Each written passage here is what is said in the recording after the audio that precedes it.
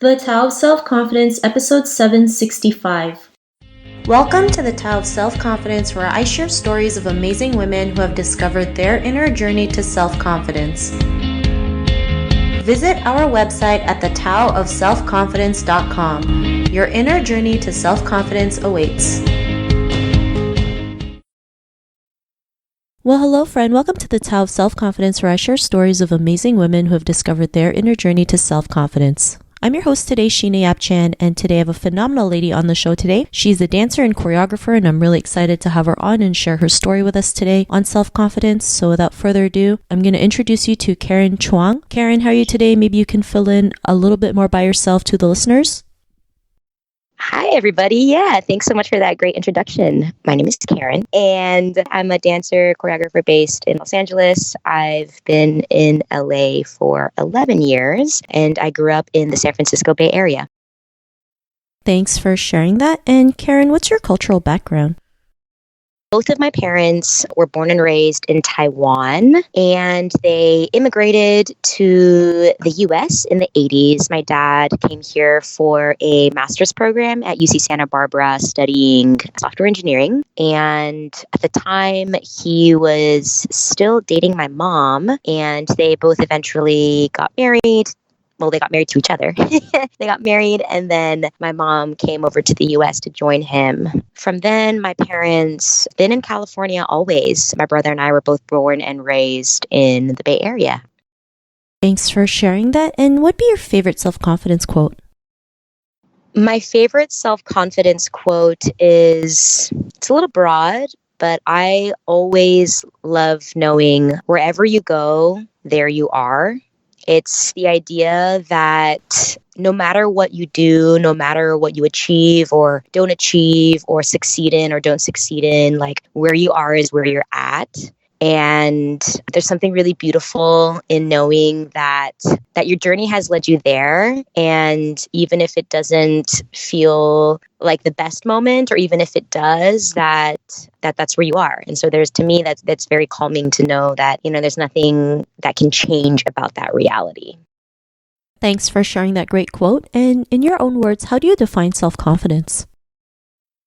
Self-confidence to me is knowing who you are and believing in what you have to share to the world. And what you can share, it doesn't have to be a skill, or it doesn't have to be, a specific point of view. What you share is whatever you have to offer to the world. And it can be those things. It doesn't have to be. And to me, self-confidence can come from so many different things. It can come from your profession. It can come from, your personal life. It can come from a combination of those two things and beyond and more. And for me, it's knowing who you are and being ready to share that with the world around you. Thanks for sharing that great definition. And Karen, what was your life like before your discovery of self-confidence? Oh man, that's such a good question. I think to me, there's always like a season in terms of like how a person can feel about where they are in their journey. And sort of as like a step around, to me, it's like I sometimes will feel very self-confident. Sometimes I don't feel very self-confident. So to me, it always feels like I'm arriving into feeling very good about, where I'm at. And then sometimes I'm feeling I'm questioning. So to me, it's very cyclical. So I think before I really understood the idea of self-confidence, I was constantly searching for approval, from things outside of myself. And I think that's also an important element of growing up is, understanding who your superiors are, understanding, what they have to teach you, and knowing that what they have to give you is also very important.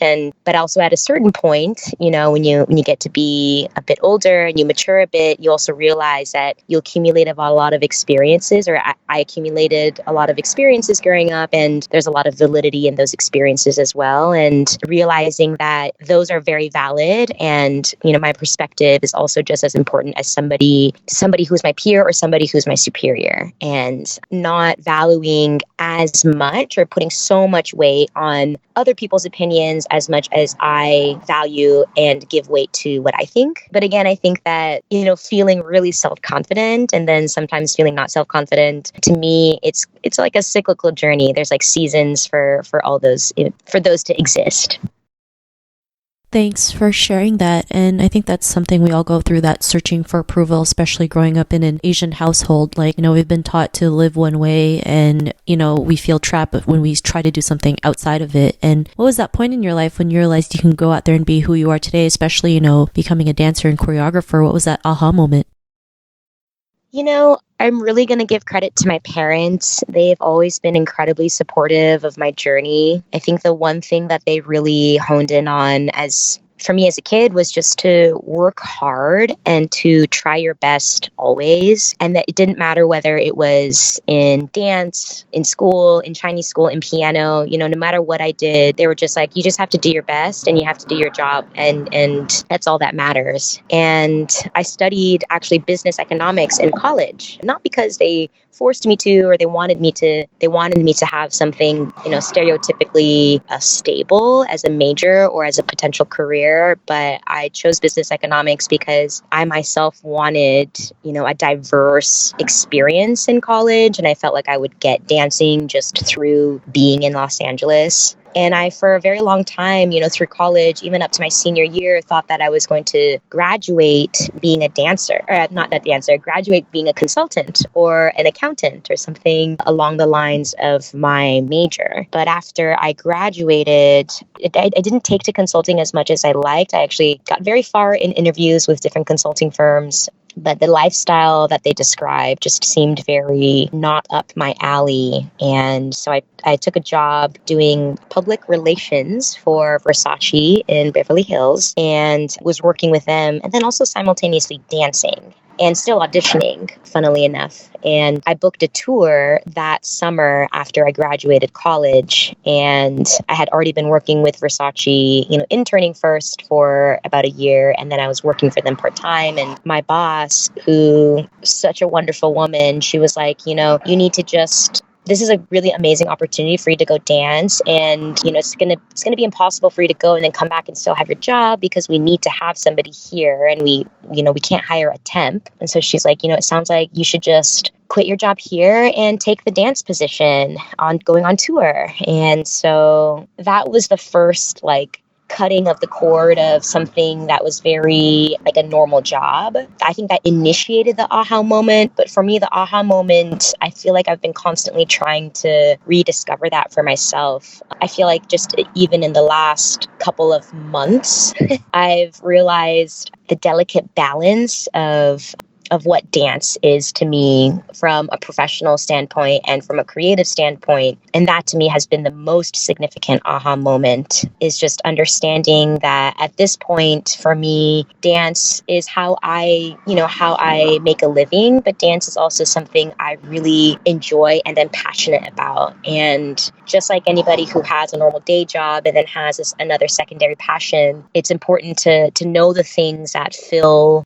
both voids and to equally put energy into them, because even though it's all in the same field for me, my passion and my professional life, it's still like they're very different. The projects are very different. The community is very different in both. So that to me has been within these last couple months, years of finding stable work as a convention teacher. That's been my biggest discovery for myself. Thanks for sharing that. And I'm glad you're able to share about having that balance, right? Because sometimes we start a project that we love or start something that we're passionate about and it turns into a full-time career, but sometimes we forget why we started it in the first place and we become obsessed, right? With the career part, and it's not as fun as it used to be. And we just have to take a step back and ask ourselves, why do we do this in the first place? Is it because of the money or is it because we love it? And I'm not saying, it's bad to make money over it, but I'm just you just have to realize once you kind of let go of that and start doing it because you love it, everything else will fall into place. And because of that, what's your life been like now?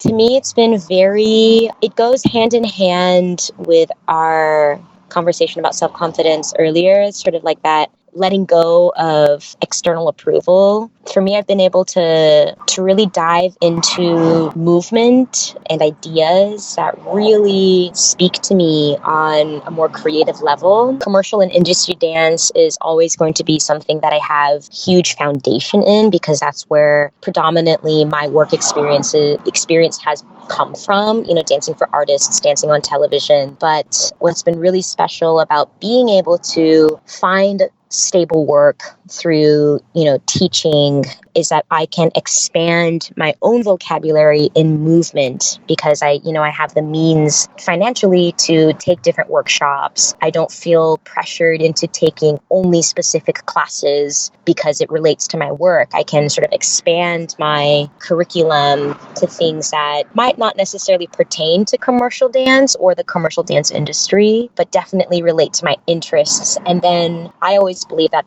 in turn filters back into, the work that I create, or how I move as a dancer, or when I'm on a commercial job, how I can understand what I'm given from a completely different perspective. And it's been really special for me to feel like very grounded, because as a freelance, any kind of freelance, whether or not you're a dancer or photographer or, anything freelance, it's really hard to know when you're going to be paid next. And that element of inconsistency can harbor like very slight anxiety, and you might not even know it. It's just kind of like, it's always hovering in the back of the mind. And for me, finding stability financially has really, really just changed the way I see dance in a very beautiful way. Thanks for sharing that. And, to the woman who's listening to your episode, she may be in her own journey to self-confidence. What would be that one tip you would give to her? I think self-confidence comes from when you discover something that ignites a fire in you and brings out a side of you that you didn't know existed. And I think that to that woman who's listening, keep following the things that you are passionate and curious about, because those are the things that will really feed you in a meaningful way. And it's not always going to be the things that are popular, and within dance, there's like popular dance styles and popular teachers and popular movement, but those might not be the things that somebody is curious and passionate about. And I think that is totally okay to deviate off of that regular course. And as long as it's something that person is genuinely interested in, hopefully they'll discover something new about themselves that brings about that sense of confidence. Thanks for sharing those great tips. And if our listeners wanted to get to know a little bit more about you and what you do and check out some of your work, is there any links or social media profiles we can connect with? Yeah, I am on the internet. Instagram, my handle is Karen, S as in Sam, and then my last name, Chuang, Chuang. I also have a website. It's KarenChuang.com. It's my name without my middle initial. And those two platforms are probably the best way to keep up to date with the things that I'm up to. Thanks for sharing that. And to our listeners, if you want to connect with Karen, you can also head on over to the TaoofSelfConfidence.com and search for Karen's name. Her show notes will pop up along with everything else that we talked about. And I really just want to thank Karen today for taking the time to share her story and tips with us on self-confidence. So thank you so much, Karen. Thank you. Thank you for having me. What a treat. Not a problem. It was really great having you on the show today. And to our listeners, be on the lookout for another new episode of another amazing woman's journey to self-confidence. And we'll talk to you soon. Bye for now. Thank you for tuning in to another amazing episode of the Tao of Self-Confidence. Want to learn how you can use podcasting to market your business? Download your free report by visiting our website at thetaoofselfconfidence.com. Your inner journey to self-confidence awaits.